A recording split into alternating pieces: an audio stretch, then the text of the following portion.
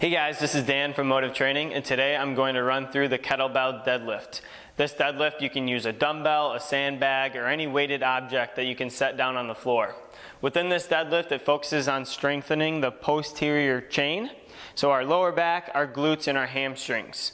Within this exercise, the setup is very important, so let's run through the setup and then we'll go through the lift. I like to focus on lining my fifth metatarsal, so this little pinky bone that sticks out of my foot, or often where your first laces are on your shoe. You're going to line that line up with the handle or with the dumbbell or the object that you're picking up. Our feet are going to start roughly facing forward or even out a little bit, and they're going to be placed about hip width. We're going to bend or soften our knees and first focus on pushing our hips straight back as far as we can go, all while keeping our back flat. So here, although I'm pushing and I'm starting to lean forward, I'm not rounding at my back here. So hips are back as far as I can. From there, I'm going to slowly bend my knees, continue to push the hips back, and keep my back nice and flat.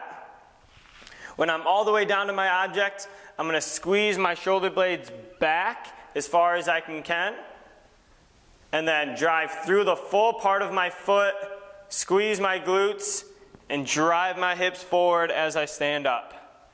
From there, your hips should be as forward as you can, squeezing the backside, and then reverse order. Remember, continue to keep your shoulder blades back and your back flat.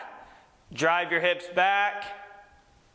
Start to bend at the knees, keep your back flat. Come all the way down back to the ground. Here are some considerations when doing this kettlebell deadlift. If you're having troubles driving your hips back and keeping a neutral spine and not rounding forward, try to widen out your stance and create a wider base for you to start. So maybe you're even wider than shoulder width or angling your feet out a little bit farther. Also, if you're having troubles getting all the way down to the ground without flexing at your spine, try to just raise your weight off the floor a little bit. Also, when you're driving up and lifting the weight off the ground and driving your hips forward, try to finish with your hips and not leaning back and extending your spine backwards behind you.